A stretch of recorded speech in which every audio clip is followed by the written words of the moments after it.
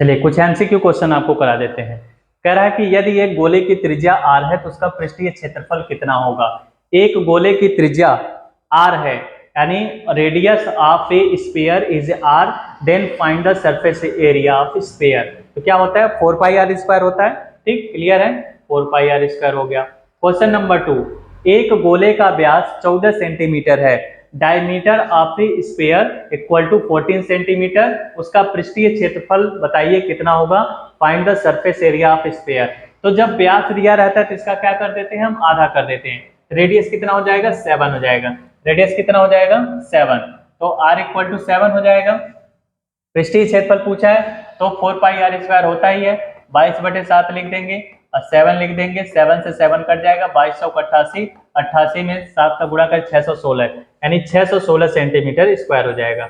यदि एक गोले का पृष्ठीय क्षेत्रफल 100 पाई है तो उसकी त्रिज्या क्या होगी।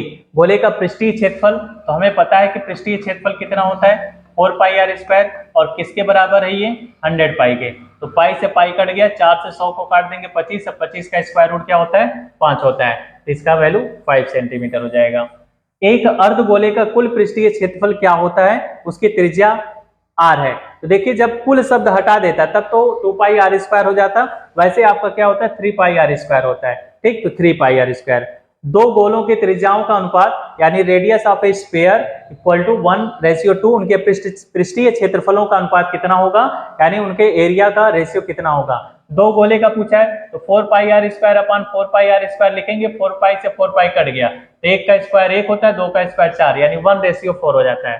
ठीक, यदि एक गोले का पृष्ठीय क्षेत्रफल 1386 वर्ग सेंटीमीटर है तो उसका व्यास क्या होगा। कह रहा है कि एक स्फीयर का जो है सरफेस एरिया 1386 सेंटीमीटर स्क्वायर है, उसका डायमीटर पूछ रहा है कितना होगा। तो फिर वही question, 4 pi r square equal to आपको लिख देना है 1386। ठीक, 4 से काट दीजिए इसको, तो 4 3 12, एक बचा, 4 चौको 16, नहीं कटेगा। ठीक, तो 4 into 22/7 r square equal to 1386। ठीक, तो हमें व्यास चाहिए, तो 11 से काट दो, 11 दूना 22, 11 कम 11, 2 बचा, 11 दूना 22, 22 6 28, 66। ठीक, 2 से फिर काट दो, 2 6 12, 2 3 6, तो 7 से कटेगा। आर स्क्वायर इक्वल टू 63, 63 गुणे 7 बटे में 4 हो जाएगा।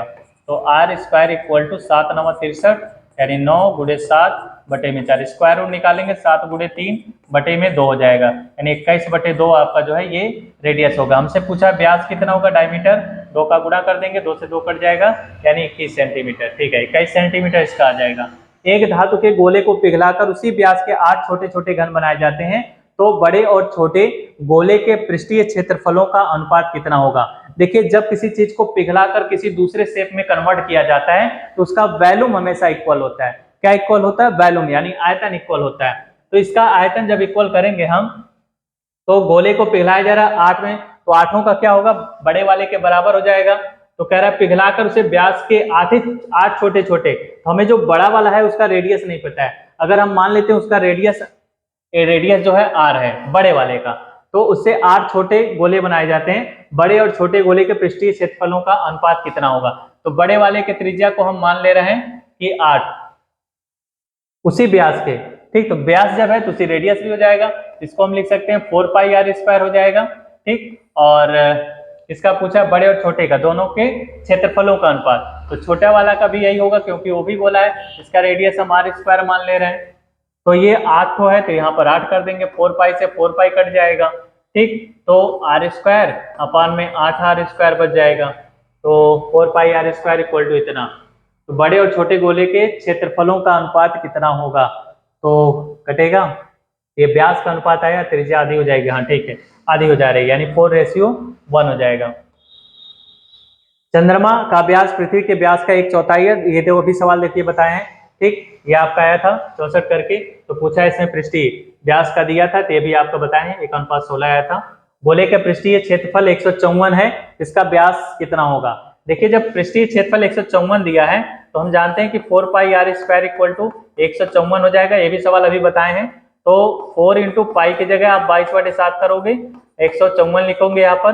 तो 22 से जब इसको काटा जाएगा 7 बार में कट जाता है, तो आर की वैल्यू जो होगी वो 7/2 हो जाती है। तो व्यास इसका 2 गुना होगा यानी 7 हो जाएगा, 7 सेंटीमीटर। एक गोलाकार गुब्बारे में हवा भरने पर उसकी त्रिज्या 7 से 14 हो जाएगी। देखिए ये भी सवाल अभी बताया गया है, दोनों स्थितियों में पृष्ठीय क्षेत्रफलों का अनुपात कितना होगा। पहले कह रहा था 7 है, तो 7 के अनुसार उसका रेडियस कितना हो जाएगा, 4 पाई गुणे 7 हो जाएगा। जब 14 हो गया तो 4 पाई 14 गुणे 14 हो जाएगा। ठीक, ये हो गया, 4 पाई से 4 पाई कट गया, 7 दूना 14, 7 दूना 14, 1/4 यानी 1:4 हो जाएगा। तो इस तरह से हमारा ये एमसीक्यू क्वेश्चन था। ठीक,